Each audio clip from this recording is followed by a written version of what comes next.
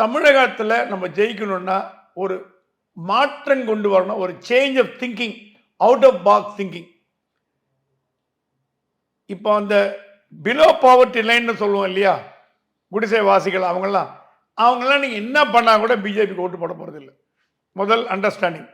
பணம் எங்கே வருதோ அங்கே இவர் 2000 கொடுத்தா இவருக்கு, 3000 கொடுத்தா அவருக்கு, 4000 கொடுத்தா அவருக்கு, 5000 கொடுத்தா இவருக்கு. இதுதான் ஆட்டிடியூட்.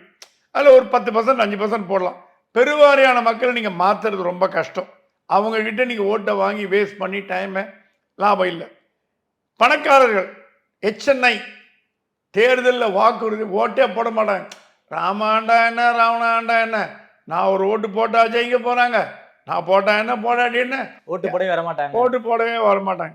அவங்களும் ரூல்ட் அவுட். ஸோ லோ கிளாஸும் அவுட்டு, அப்பர் கிளாஸும் அவுட்டு.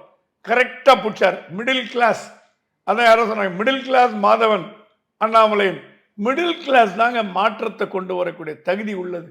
அதை மட்டும் ஃபோக்கஸ் பண்ணுங்க.